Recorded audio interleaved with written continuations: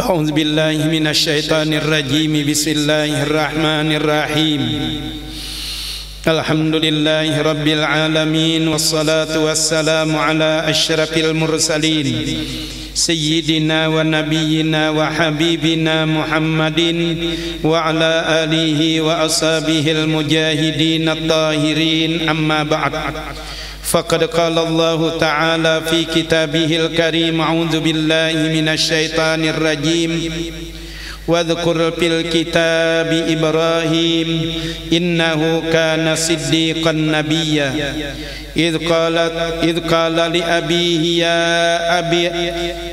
يا أبت لم تعبد ما لا يسمع ولا يبصر ولا يغني عنك شيئا وقال النبي صلى الله عليه وآله وسلم والذي نفسي بيده لا يؤمن أحدكم حتى أكون أحب إليه من والده ووالده والناس أجمعين قال مصنف رحمه الله تعالى ونفعنا به وبعلومه في الدارين آمين Sadaqallahul azim wa sadaqa rasuluhun nabiyul habibul karim.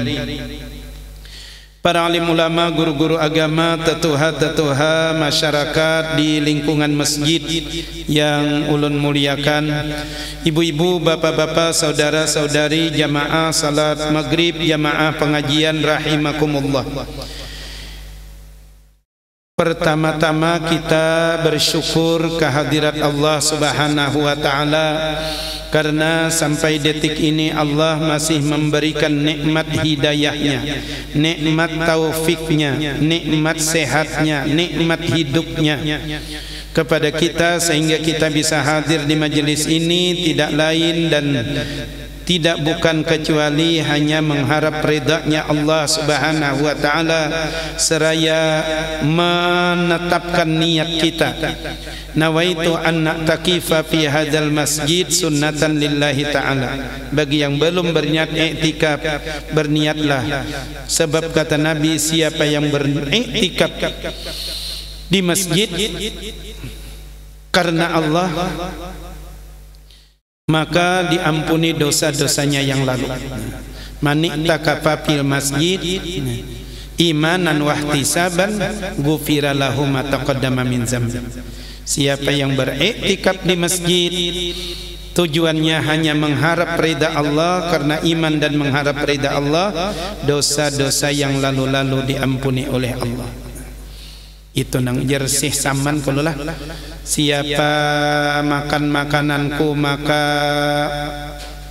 masuk surga, gitu kululah. Nah, siapa yang masuk ke rumahku niscaya diampuni Allah dosa-dosanya. Nah, kan ada tuh. Kita renjak mendengar orang baca manakib kululah.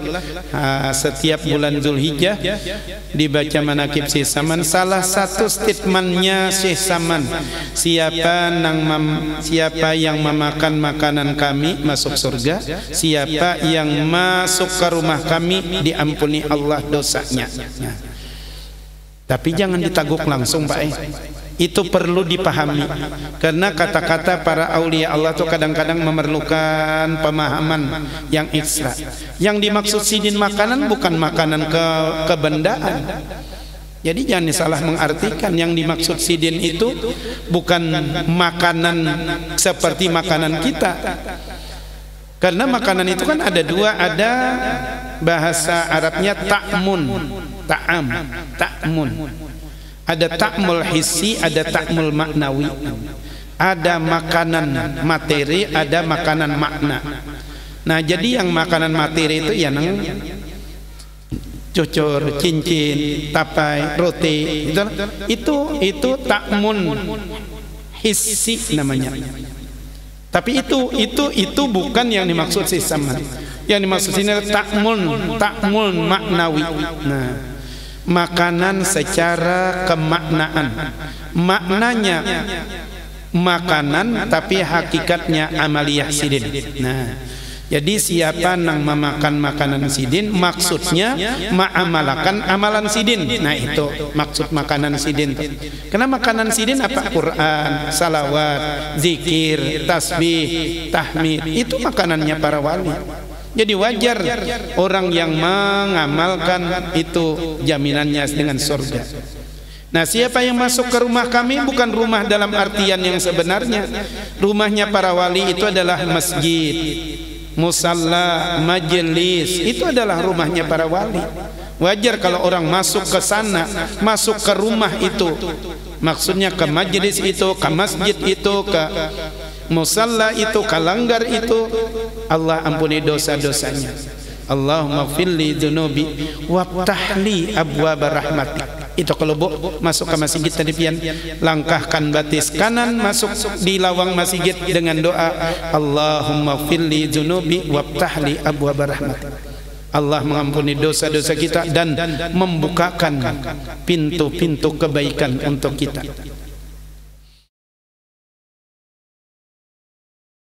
Nah, jadi niat i'tikaf. Yang kedua, kita bisa hadir karena mensyukuri nikmatnya Allah Subhanahu wa taala dalam rangka menikmati, memanfaatkan nikmat itu di jalan yang diridai Allah. Karena yang namanya orang syukur itu adalah membawa nikmat itu di jalan yang Allah taala ridha. Itu baru namanya syukur. Allah memberikan kita umur, memberikan kita sehat, kita gunakan untuk kebaikan-kebaikan ini. Inilah yang disebut dengan syukur akan nikmatnya Allah Subhanahu wa taala.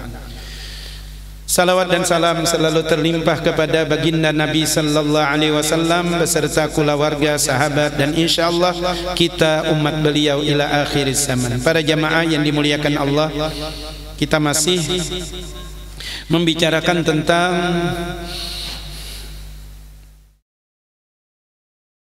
sifatnya para nabi. Karena masih bagian daripada pasca maulid itu. Di awal ulun baca satu firman Allah, dua ayat dari firman Allah dalam surah Maryam. Surah Maryam surah ke-19 ayat 41 dan 42.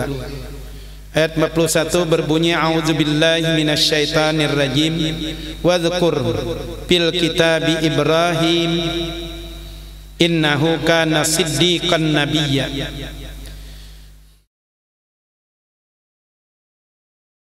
Ceritakan kepada mereka tentang Ibrahim yang ada di dalam Al-Quran. Innahu, karena sesungguhnya Ibrahim itu kana siddiqan, adalah orang yang bersifat siddiq, nabiyya, dan seorang nabi. Siddiq itu selalu membenarkan yang datang dari Allah. Nah, itu yang namanya siddiq. Karena dijelaskan ayat 42-nya, idqala li abihi, ketika Nabi Ibrahim berkata kepada ayahnya, ya abati, wahai ayahku, lima ta'budu, kenapa pian jadi menyembah ma la yasma'u, sesuatu yang tidak bisa mendengar, maksudnya patung. Bahkan abahnya Nabi Ibrahim ini kadang hanya sekadar menyembah patung, tukang ulah patung. Nah, jadi produk patung-patung di zaman itu ulahannya orang tuanya Ibrahim, abahnya Ibrahim. Nah, ya makanya Sidin tagur, kenapa bah jadi pian menyembah nang kada bisa mendengar, wala yubsiru, nang kada bisa melihat, wala yugni angka syai'a, dan yang tidak pernah bisa menolong kepadamu sedikit pun. Kenapa jadi menyembah? Maka diulah mah disembah pulang. Nah,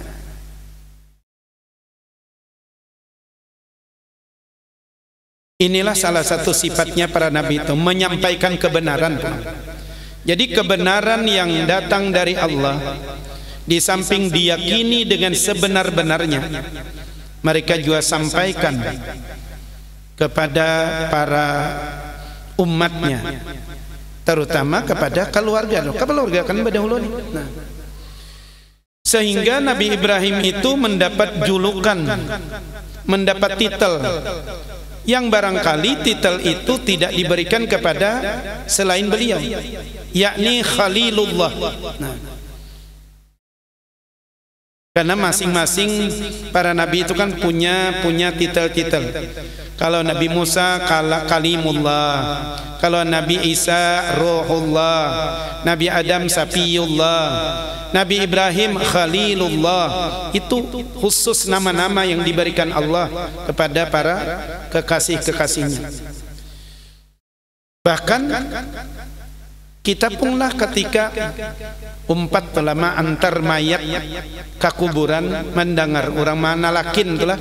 Nah, nang batalakin nih lah. Ini ada juga nang kada batalakin telah. Nah, ada nang batalakin telah. Nah, salah satunya ketika ditanya oleh malaikat telah, malaikat. Wa qala laka man rabbuka idza atayaka wa sa'alaka wa qala laka man rabbuka wa man nabiyyuka wa ma dinuka wa ma ikhwanuka wa ma qiblatuka. Jadi ditakuni malaikat. Jadi nang pamulaan ditakuni, nang pertama kali ndak ada, bukan ditakuni salatnya dulu. Nang ditakuni dulu man rabbuka, siapa Tuhanmu? Siapa Tuhanmu? Siapa nabimu? Apa agamamu? Apa kiblatmu? Apa imammu? Nah, dijawab Allah Ta'ala Tuhanku, Muhammad nabiku, Islam agamaku, Quran kitabku, kiblat apa Baitullah Ka'bah kiblatku, Ibrahim itu Khalilku. Khalil itu kan kekasihnya Allah yang menjadi ayah agama kita. Karena dari Ibrahim itu memancarlah agama-agama samawi.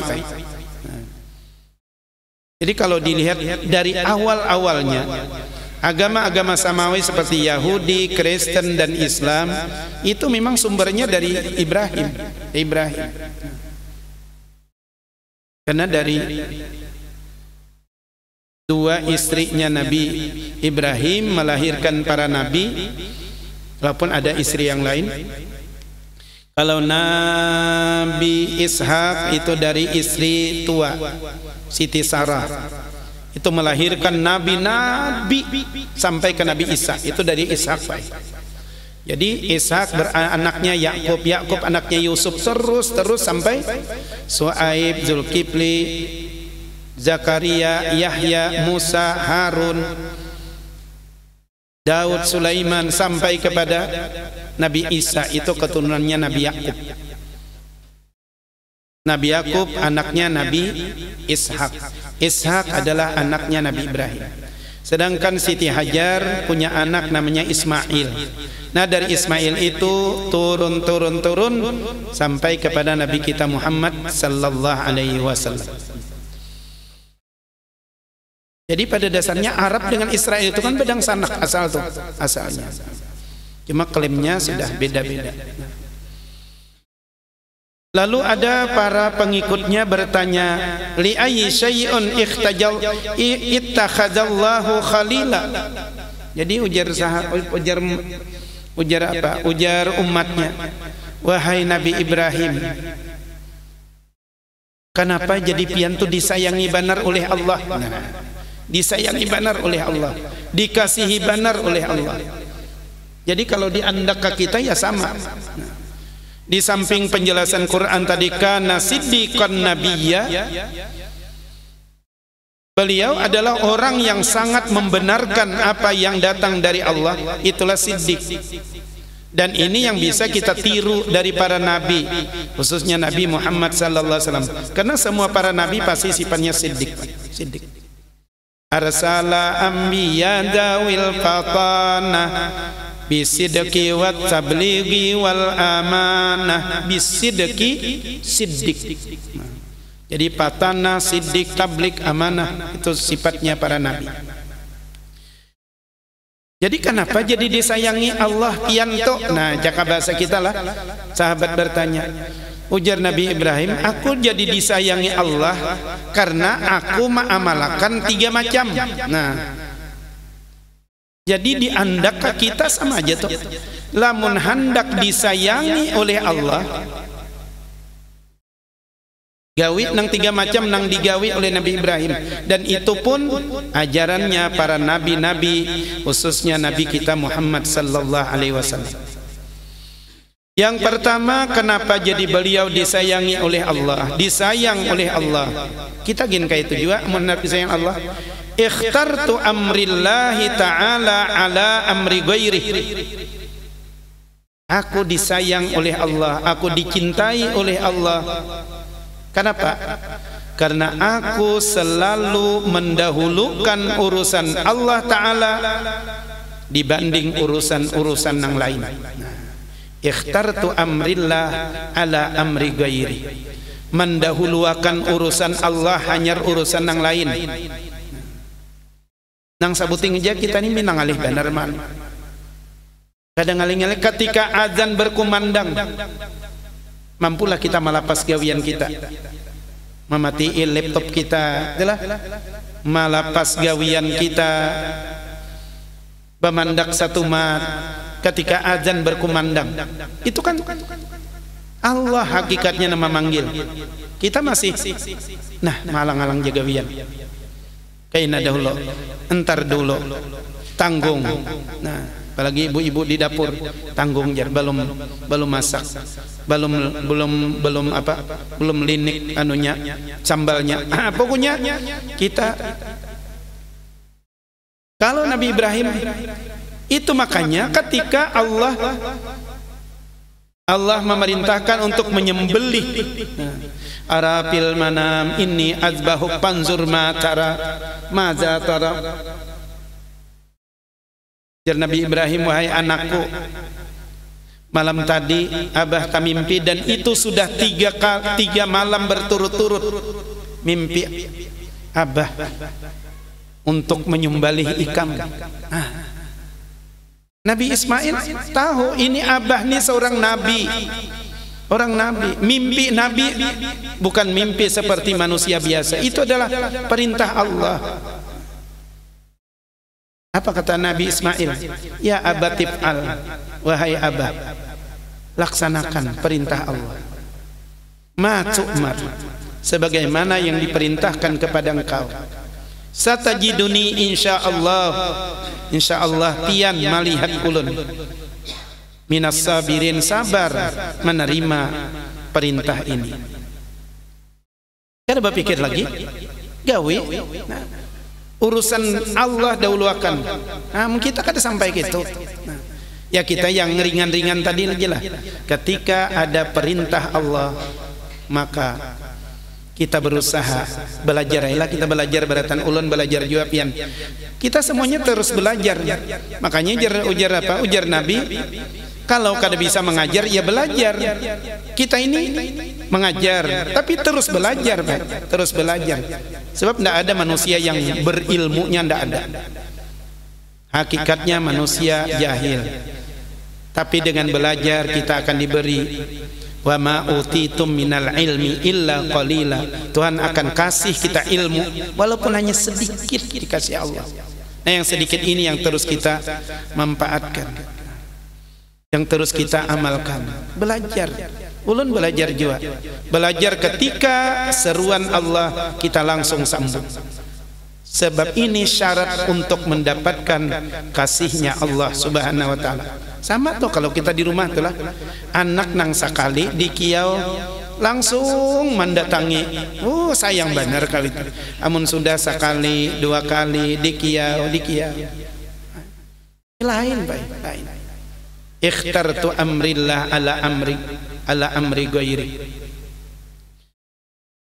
Dan ini pun dipraktikkan oleh para sahabat-sahabat Rasulullah sallallahu alaihi wasallam. Jadi kalau mendengar azannya Bilal, ya Allah, bukahan ke masjid. Ada seruan jihad untuk berperang, bukahan. Bahkan tercerita dalam hadis Bukhari, kita jarang dengar nih. Ada sahabat yang bernama Hanzalah bin Amir Al-Ansari. Hanzalah ini malam itu nikah, menikahi seorang perempuan yang disayanginya, yang dicintainya, bernama Jamilah binti Abdullah bin Ubay. Jadi bininya Hanzalah ini ngarannya Jamilah. Jadi nikah. Nah, nikah. Ianya nikah jola, bukan kawin. Dan salah satu kewajiban orang tua terhadap anak itu menikahkan anaknya. Jadi kalau belum menikahkan, itu belum selesai kewajiban kita. Kan kewajiban kita terhadap anak pertama memberikan nama yang baik, itulah tasmiyah. Yang kedua, mendidik adabnya. Yang ketiga, mempersiapkan diri dengan keterampilan hidupnya, sanggup hidupnya apa. Nah, ya perlu disekolahkan, perlu dipondokakan. Nah, kemudian menjaga makanannya, pakaiannya dan minumannya dari yang haram. Nangka alima, kewajiban orang tua menikahkannya. Nah, ini nikah, bukan bakawinan. Bakawinan itu kan kalau hayam itu kan kawin, kambing kawin, tapi kalau manusia itu nikah. Nah, urusan walimahnya, salamatannya itu sunat aja, Pak. Nah, ya nikahnya. Nah, jadi Hanzalah bin Abu Amir ini nikah. Pas malam pertama, orang nikah itulah. Malam pertama rami dua laki bini, Ketika menjelang subuh, lalu terdengar seruan, hayya 'alal jihad. Para sahabat ini takut ini. Oh, ini kita seruan untuk berperang. Jadi Hanzalah bin Abu Amir nang ini tinggalkan bini, gagas meninggalkan bini. Sambil mengambil apa, zirah kayak itu, baju perang buka. Karena ternyata menjelang subuh itu tentara kafir Quraisy sudah mengapung Madinah. Sudah di luar kota Madinah sebanyak 3.000 pasukan kafir Quraisy sudah mengapung Madinah. Lalu Nabi menyuruh lawan sahabatnya, ayo kumandangkan seruan jihad, hayya 'alal jihad. Keluaran on pedangnya, lawan baju besinya, siap sudah. Tak kumpullah 700. Nah, bayangkan 700 melawan 3.000. Nah, 3.000. Dan ini perang yang paling, ya kalau bahasa kasarnya itu menyakitkan bagi umat Islam. Karena kalah, Pak. Secara kalah. Tapi kada total kalahnya. Memang awal-awal itu kan menang. Nah, tapi ketika melihat menang itu, musuh bukahan nang sudah dipadahi ini kada pasian lawan Nabi nih. Kada menurut dengan taktik siasat perang Nabi nih. Ujar Nabi, kaya apapun terjadi, pasukan pemanah di atas bukit itu jangan turun. Ternyata melihat musuh bukahan, ganimah banyak, harta rampasan itu ditinggalkan, bukahan nang di atas bukit itu. Padahal itu yang pertahanan. Khalid bin Walid waktu itu masih belum Islam, jadi musuh. Nah, putarnya tentaranya tuh ke belakang gunung. Nah, saya kan menghadap ke sini. Nah, nang di atas gunung sini, ini turunan menyasar juga, merabuti harta. Nah, tentara Khalid itu memutar dari balik bukit itu, dari sini nyerangnya pulang ke sini. Nah, itu nang Nabi sawat luka itulah. Jadi tercatat ada 70 syahid Uhud. Termasuk pamannya Rasul, Hamzah. Dan itu kan tercatat di makam syuhada Uhud itu kan lengkap orangnya yang 70 itu sampai sekarang abadi. Termasuk di dalamnya Hanzalah bin Abu Amir. Hanzalah umpat juga mati, maka anyar kawin malam tadi. Nah,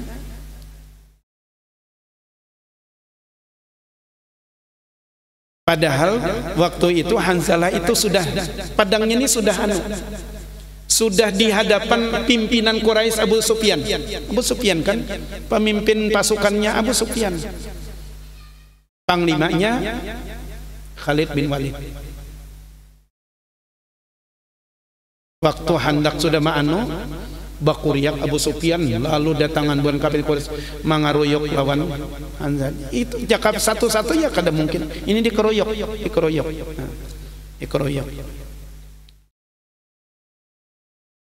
Imba sudah merasa rasa menang, bulikannya buan kafir Quraisy. Kada nang menang total juga pang, total bulikan. Rasa menang sudah semenang.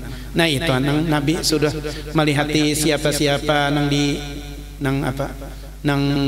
wafat, siapa-siapa nang luka. Ternyata 70 syuhada Uhud waktu itu yang meninggal 7. Termasuk Hanzalah bin Abu Amir. Jadi para sahabat Nabi sallallahu alaihi wasallam waktu itu melihat ini. Jadi mukjizatnya Rasul sallallahu alaihi wasallam itu waktu bahari itu dibuktikan oleh mata kepala para sahabat melihat. Ternyata jenazahnya Hanzalah bin Abi Amir itu tak angkat ke atas awan. Lalu apa yuk? Ini kayak hujan, kayak hujan. Dibawa kayak hujan.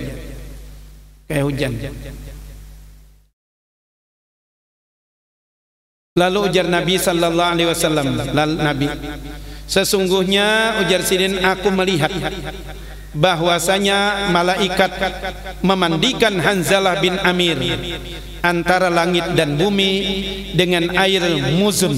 Nah, muzun itu dengan air awan. Jadi dengan banyu hujan maksudnya. Dengan bejana dari perak. Ini dalam kitab Bukhari diceritakan. Jadi ternyata yang tak angkat dan kayak hujan itu ternyata malaikat memandi. Malaikat memandi. Setelah itu turun lagi langsung dikuburkan. Jadi dikiau nang bini oleh Nabi sallallahu alaihi wasallam. Apa kisahnya garang? Laki kam ni kenapa? Apa garang wahai Rasul? Setelah perang ternyata laki ikam meninggal. Nah, nang bini ini kadano orang bibinan bahari boy kuat mental tuh kuat. Nah, jadi kada kayak wah ini histeris misalnya aja menerima aja walaupun ya sedih juga ngaran hanyar samalaman tulah samalaman. Jadi ujar nang bini nih, ujar Jamilah. Nah, ngarannya tadi Jamilah binti Abdullah bin Ubay bin Khalaf. Nah, bin Salul. Itu ani nang bini. Malam tadi ujar nang bini habis bagaul laki bini. Nah, habis bagaul laki bini nangan pengantin. Lalu mendengar seruan jihad tadi, hayya alal jihad tadi. Lalu kadaba lagi langsung buka aja abahnya nih, nah ibaratnya lah langsung buka Hanzalah bin Abu Amir langsung buka membawa baju perang tadi, baju besinya membawa umpat berperang. Kada sempat mandi wajib. Kada sempat mandi wajib. Nah ini yang diabadikan di dalam hadis Nabi sallallahu alaihi wasallam. Makanya Nabi mengatakan bahwa Hanzalah itu adalah gisalul malaikah, orang yang dimandikan oleh malaikat. Orang yang dimandikan oleh malaikat. Ini karena ya seruan dari Allah tadi langsung diterimanya, mendahulukan urusan Allah hanya urusan yang lain. Nah, bertolak belakang dengan Qatsman, ada namanya Qatsman, Pak. Qatsman. Qasman ini sama pada mati juga di perang Uhud. Sama pada meninggal. Jadi ujar sahabat-sahabatnya, untungnya si Qasman ini juga mati syahid. Jadi orang Bahari itu kayak Munir Bahirian baik. Aku nih luka aja, saikung kawan ini, rumah hirinya melihat kawan mati syahid itulah. Itu. Makanya wanita-wanita Palestina itu sampai sekarang itu kada sedih kalau anaknya tuh meninggal, Pak. Mereka bangga. Dan mereka malah sakit hati kalau di rumah tuh kada ada mati syahid tuh. Kalau kita di sini kada ada bang anak mati syahid ya, kalau kada ada jalannya. Nah, si Qasman ini meninggal juga, Pak. Meninggal waktu perang Uhud. Tapi jar Nabi, sungguh ia adalah golongan ahli neraka. Nah, asalnya dipuji-puji sahabat. Ujian Nabi, inya itu orang neraka. Ya Rasulullah, kenapa? Oh, ternyata si Qasman itu setelah berperang dengan gagah berani, luka, terkapar, kada tahan manahan sakit, langsung manikam saurang dadanya. Baru mati, inya sono mati bunuh diri kalinya. Nah, ini si Qasman. Nah, ini beda lawan Hanzalah tadi. Hanzalah ikhtartu li amrillah ala amri gairi, mendahulukan seruan Allah hanyar urusan-urusan yang lain. Yang kedua, Nabi Ibrahim mengatakan, kenapa aku disayang oleh Allah, kenapa aku dikasihi oleh Allah. Wa ma ihtamamtu bima taqabbalallahu li, aku tidak pernah bingung dengan apa yang sudah ditakdirkan Allah terhadapku. Kada pernah bingung. Kita ini kadang-kadang banyak bingung. Jadi kita jangan bingung. Allah sudah dengan takarannya tuh sudah, dengan takdirnya sudah. Nah, takdirnya. Karena kalau memang sudah takdir kita, kada mungkin kalahin, itulah kalahin. Nah, jadi takdir Allah itu jangan dibingungkan. Tapi tetap ujar Tuhan apa melajari kita, fa iza faragta fansab wa ila rabbika farghab. Bila sudah rencana disusun, nah sudah disusun rencana, tapi tetap dilaksanakan, tetap wa ila rabbika farghab. Ketika hasilnya jangan bingung. Itulah ketentuannya Allah. Wa asa an takrahu syai'an wa huwa khairul lakum wa asa an tuhibbu syai'an wa huwa syarrul lakum wa asa an tuhibbu wa asa an takrahu syai'an wa huwa khairul lakum. Boleh jadi yang engkau tidak sukai itu adalah baik bagi kalian, dan boleh jadi yang engkau sukai itu tidak baik bagi kalian. Nah, hanya Allah. Wallahu ya'lamu wa antum la ta'lamun. Allah yang Maha tahu dan engkau tidak mengetahui. Keterangan lebih lanjut insyaallah kita sambung minggu yang akan datang. Ciri-ciri orang yang disayangi Allah, pertama mendahulukan urusan Allah baru urusan-urusan yang lain. Yang kedua, tidak bingung dengan apa-apa yang sudah ditakdirkan Allah terhadap diri kita. Yang ketiga, insyaallah kita sambung minggu yang akan datang. Mudah-mudahan ada manfaatnya bagi ulun dan kita barataan dalam rangka menyikapi hidup dan kehidupan ini. Mudah-mudahan kita bisa menteladani sifat-sifatnya para rasul yang sudah terangkum di dalam Al-Quran. Arsala anbiya zawil fatanah bisidqi wat tablighi wal amanah.